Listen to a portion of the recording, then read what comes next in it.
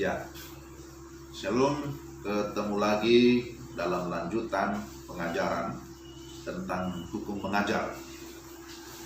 Kali ini saya akan menyampaikan hukum komunikasi, hukum yang keempat dalam mengajar. Hukum komunikasi berkata seperti ini: untuk dapat benar-benar menyampaikan informasi, pengajar harus membangun koneksi. Sekali lagi, hukum komunikasi adalah untuk dapat benar-benar menyampaikan informasi, pengajar harus membangun koneksi. Kata komunikasi dari kata Latin communis yang berarti common atau sama. Sebelum kita berkomunikasi, maka harus membangun commonness atau commonality, kesamaan atau persamaan.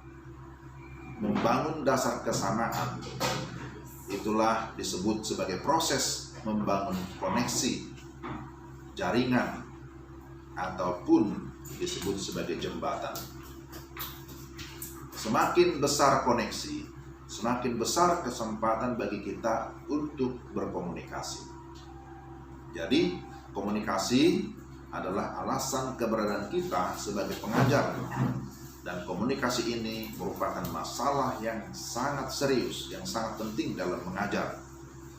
Komunikasi sekali lagi adalah bagaimana kita membangun jembatan dengan peserta didik. Sebagai contoh, kalau kita membaca Yohanes pasal 4 yang menceritakan tentang Yesus dan perempuan Samaria. Yesus berkata, "Berilah aku minum." Perempuan Samaria terkejut, lalu dia berkata, "Masakan engkau seorang Yahudi minta minum kepadaku seorang Samaria?" Yesus mengambil inisiatif itu tanpa pamrih. Dia mulai dengan menyingkirkan semua penghalang, baik itu ras, agama, jenis kelamin, status sosial, dan moral, untuk membangun dasar komunikasi. Inilah proses membangun jembatan. Jadi untuk sungguh-sungguh menyampaikan informasi, sekali lagi kita harus berusaha membangun jembatan.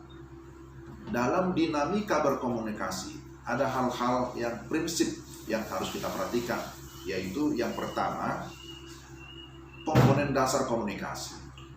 Apa itu?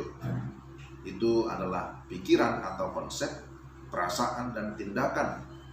Semakin baik saya mengetahui sesuatu, semakin dalam saya menghayatinya, dan semakin konsisten saya melakukannya, semakin besar potensi saya sebagai seorang komunikator.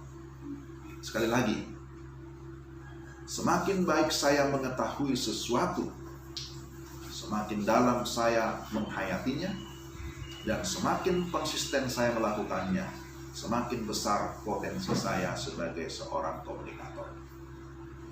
Dalam berkomunikasi, pakailah perkataan ataupun simbol yang tersusun secara rapi dan sistematis menjadi sarana komunikasi yang efektif.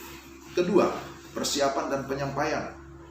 Kita memberi bentuk dan fitur pada pesan kita. Pesan perlu dikemas dengan baik. Kita juga perlu mempersiapkan pembukaan yang akan menarik perhatian, baik itu berupa pertanyaan, kutipan, kasus tertentu, sesuatu yang langsung berhubungan dengan permasalahan mereka. Lalu kemudian kita mempersiapkan isi atau inti pengajaran dengan baik. Tapi jangan lupa, perhatikan bagaimana menutup atau mengakhiri komunikasi. Dalam penyampaian, sekali lagi, kata-kata harus jelas, sehingga orang lain memahami dengan tepat apa yang kita sampaikan. Apakah kemungkinan ada gangguan? Gangguan yang menghambat proses komunikasi bisa saja terjadi, baik itu berasal dari dalam maupun dari luar. Dari dalam berarti dari pengajar yang tidak siap atau kurang siap dengan baik. Dari luar itu berarti dari pendengar ataupun dari lingkungan sekitar. Terdapat gangguan-gangguan yang dapat menghambat proses komunikasi. Itulah gangguan dari dalam maupun dari luar. Oleh karena itu, sebelum berkomunikasi, kita berupaya mengantisipasi atau menyingkirkan segala gangguan demi kelancaran proses pembelajaran. Terakhir, komunikasi mengharapkan umpan balik atau feedback. Umpan balik itu sangat penting. Konsep ataupun pikiran, perasaan dan tindakan yang diterjemahkan ke dalam kata-kata. Tetapi kali ini bukanlah konsep perasaan dan tindakan kita sebagai pengajar, melainkan dari pembelajar. Umpan balik perlu untuk mengetahui sejauh mana perubahan pemahaman, perasaan, dan tindakan peserta didik setelah belajar. Itulah yang disebut sebagai hukum mengajar. Hukum yang keempat dari hukum mengajar, yaitu hukum komunikasi. Ya, sampai di sini yang bisa saya sampaikan. Kiranya Tuhan memberkati saudara. Salam.